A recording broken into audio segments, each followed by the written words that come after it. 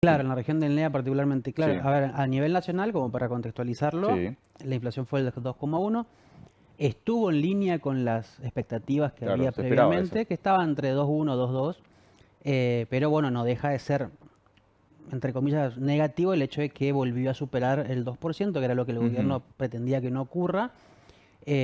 Bueno, a partir de una serie de factores que se dieron en septiembre, la sí, volatilidad del tipo de cambio, cierta presión de algunos precios regulados que también actualizaron en ese mes y demás. Pero bueno, en ese contexto la región del NEA se destacó, vamos a ujú, llamarlo, porque fue la única región que no llegó al 2%, fue de 1,8 finalmente.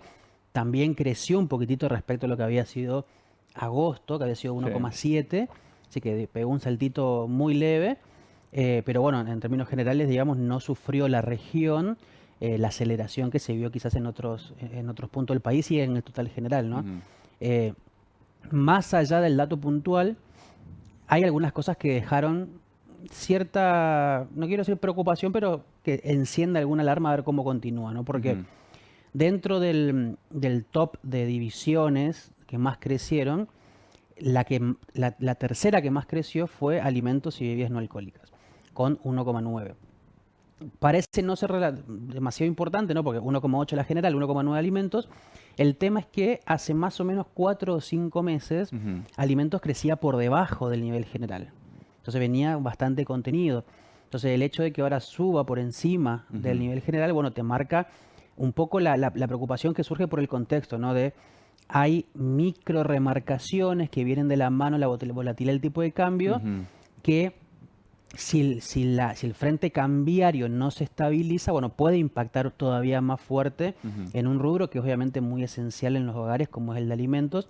Todavía no es un escenario para decir, bueno, mira, estamos viendo una aceleración, Sí, pero bueno, te marca una pequeña alarma, como te decía, ¿no?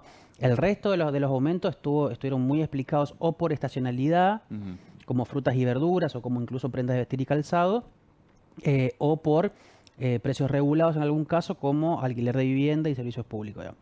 Es decir, cuando uno ve los factores que hicieron crecer el índice, bueno, muchos son puntuales, vamos a llamarlo de alguna manera, ujú, pero deja, como te decía, ese signo de alerta, esa pequeña alarma ujú. de alimentos, pero sobre todo por lo que te decía, por el contexto que estamos viviendo de una alta inestabilidad del tipo de cambio. Bueno, todos los días tenemos, viste, la novedad de ver cómo se movió, Claro, no el dólar en sí mismo por el precio, que también, sino el contexto del mercado financiero, que Estados Unidos, que el swap, que el rescate, que la intervención del Banco Central, ujú. etcétera, etcétera. Así que bueno, eso es un poco lo que hay que continuar observando un poco semana a semana en lo que va de octubre. ¿Por qué, Ale, contanos, explícanos vos, porque ya que lo mencionás, lo traes al paso y después te vuelvo a repreguntar por uno de los temas que mencionaste, pero ¿por qué el mercado a veces responde es tan sensible una avanzada partida de Shenga que una declaración lo desestabilizó tanto? Estamos hablando de la afirmación el textual de Trump con respecto a Claro. la ayuda a Argentina. A ver, la razón central es que la Argentina tiene un historial de inestabilidad. Claro.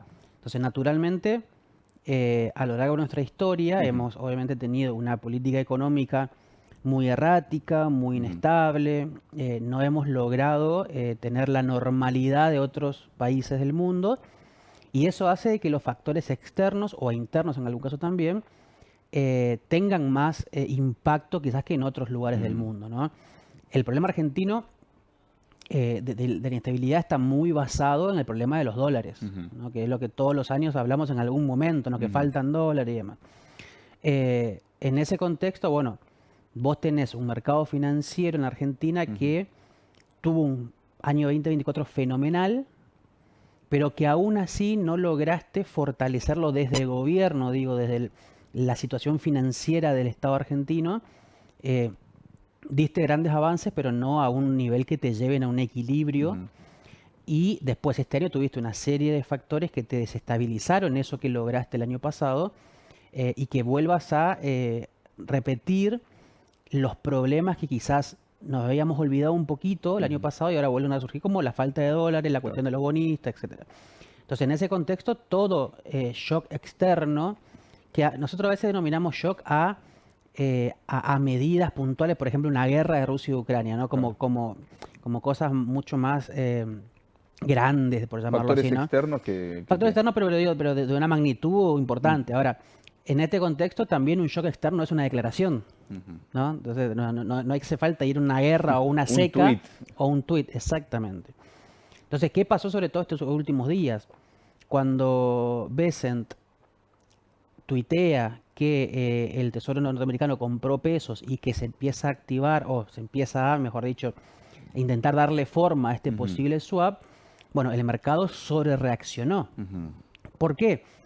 Porque básicamente lo que decía, bueno, si Besen me está diciendo esto, avalado por Trump, obviamente, es porque esto se va a concretar ujú, en el corto plazo, eso va a estabilizar el frente financiero que de alguna manera lo que te dice es, necesito que vos me des una pauta clara de qué va a pasar con el mercado cambiario, entre otras cosas, ujú, y además aseguraba, por ejemplo, que en enero ujú. estén los casi 4.000 y pico de millones de dólares que Argentina tiene que pagar a los bonistas. Ahora, después tuvimos, claro, la visita oficial y las declaraciones que yo lo dije estos días, altamente innecesarias, pero al mismo tiempo previsibles de Ujú. Trump. Digo previsibles porque él maneja las relaciones de poder así. Claro, Él te totalmente. dice, él le dice al mundo, Argentina es nuestro aliado, y después te dice sí, pero. Pero es una forma de manejar las Ujú, relaciones de poder, a mi entender. Entonces, bueno, dejó ese pero ujú, y el mercado dijo, ah, bueno, pará. La certeza que yo tenía hace 2 días atrás ujú, ya no es tan cierta porque en verdad, indudablemente hay un condicionante que es ese factor ujú. de elecciones del 26 de octubre. Entonces, esa previsión de vos, bueno, yo soy bonista, me aseguro el cobro, ya no decir, bueno, no, pará, porque si le va mal a Milei y no tiene el apoyo de Estados Unidos, más el quilombo político que pueda surgir si le va mal en la elección, no sé si tengo garantizado ese cobro. Claro. Entonces, de repente, ¿qué pasó? Se empezaron a deshacer los de los bonos argentinos, generó una caída en el precio de los bonos, entre otras Ujú. muchas cosas. Entonces, volviendo a tu pregunta original, ¿por qué nos pasa eso? Y porque tenemos un historial de Historial. inestabilidad.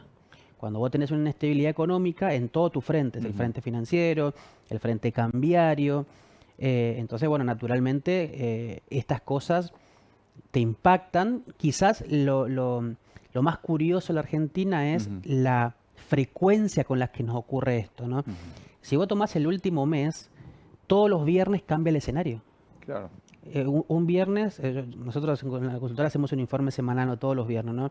El primer viernes decimos, buena semana para los bonos, el tipo de cambio está estabilizado, y más, el viernes que viene decimos, mira, todo lo que te dije el año pasado, olvídate, no Claro. pasó todo lo contrario.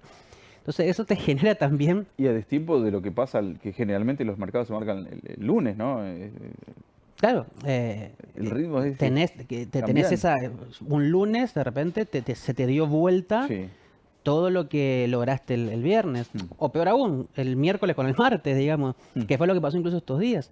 Entonces, bueno, ante esa situación es muy difícil lograr estabilidad cuando todo te pega, Claro.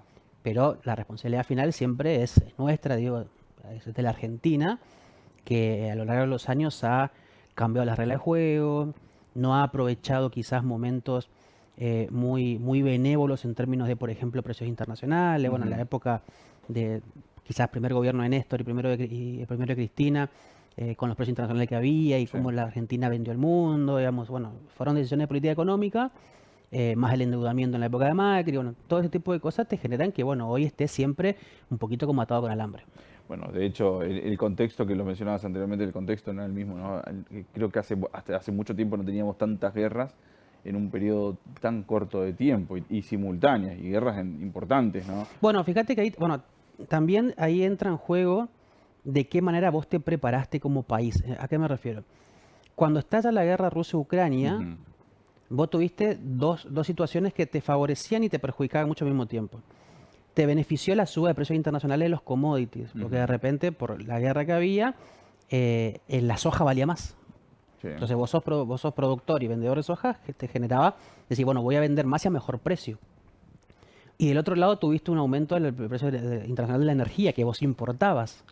Entonces, de repente, también esto hay un tema de tiempo. O sea, hoy Ujú, Vaca Muerta y los proyectos energéticos de la Argentina generan de que en algunos pocos años, si ujú, todo sigue el camino que corresponde, tengamos esa soberanía energética de que tanto se habla ujú. y ya seamos vendedores netos al mundo y no tengamos que empezar a importar para cubrir de repente el gas natural del invierno. Claro. Eh, entonces también eso, la cuestión de guerra te afecta o a veces te beneficia en Ujú, función de cómo estés parado con eso. que también viene a cuento de la estabilidad. Ujú.